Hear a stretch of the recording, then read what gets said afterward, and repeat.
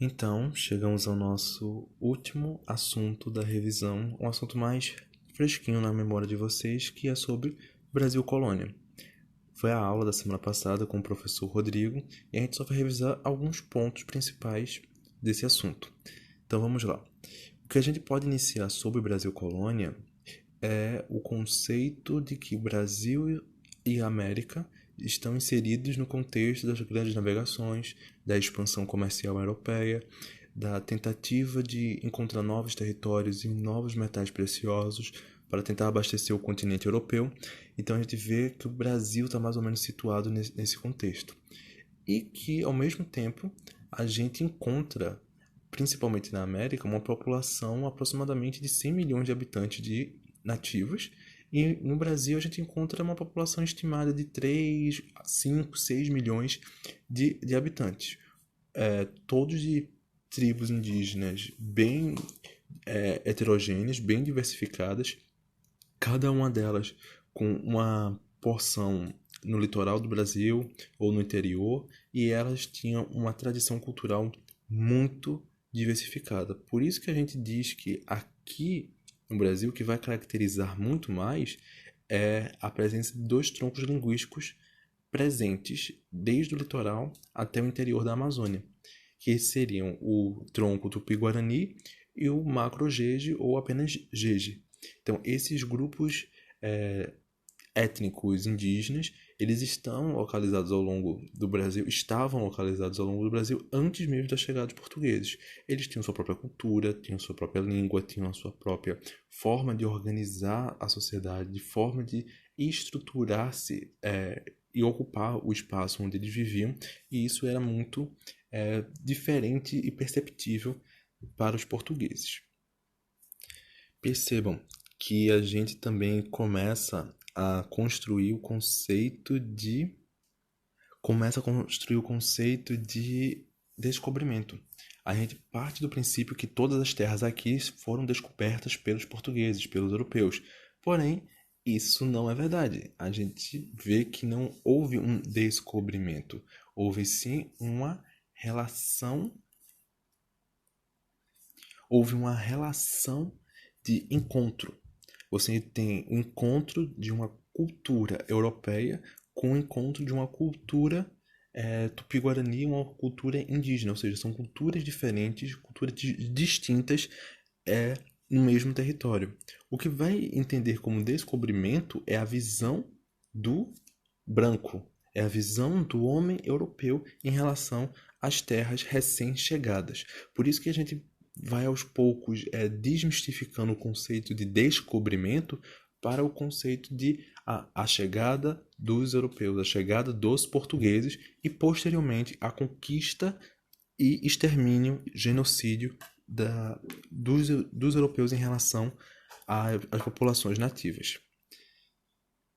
E a partir disso, a gente vai começar a construir também o conceito de indígena.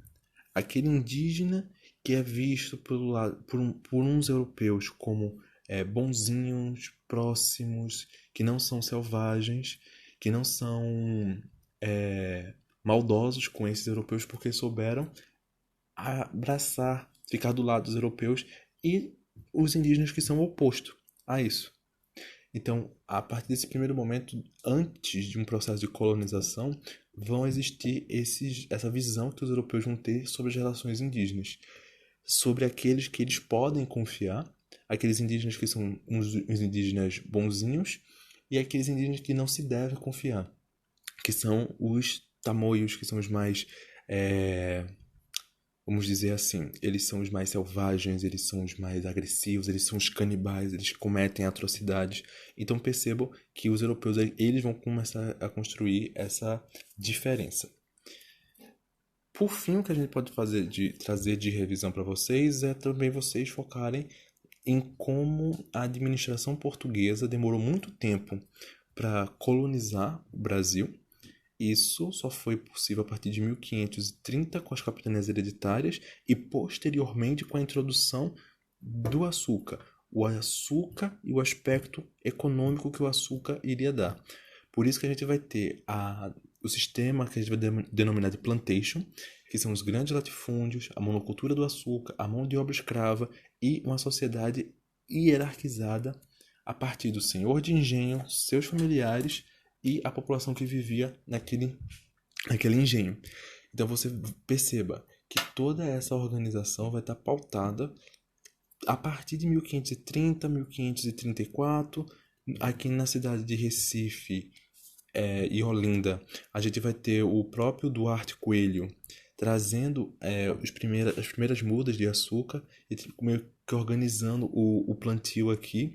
As populações africanas escravizadas, elas vão começar a chegar a partir de 1550, 1570. Então, você vê que o processo de escravização africana já existia do outro lado do Atlântico, mas vai começar a chegar no Brasil 2 décadas, 3 décadas depois. Mas nesse primeiro momento você vai ter uma escravização daqueles indígenas que não são os bonzinhos, são os indígenas malvados, são os indígenas canibais, os selvagens. E isso vai fazer todo o processo que vai dar, primeiro, a escravização da população indígena, posteriormente um grande extermínio, um grande genocídio dessa população indígena, tanto pela escravização quanto por doenças que eles tinham imunidade muito baixa, quanto por suicídios. Então a gente vê que os indígenas eles tentavam de tudo para sobreviver e resistir à opressão e os mandos e demandos de uma elite, vamos dizer assim, portuguesa aqui em terras tupiniquins, certo? Lembrando que isso aqui já foi visto com o Rodrigo logo na semana passada, foi só uma pequena revisão com vocês, ok?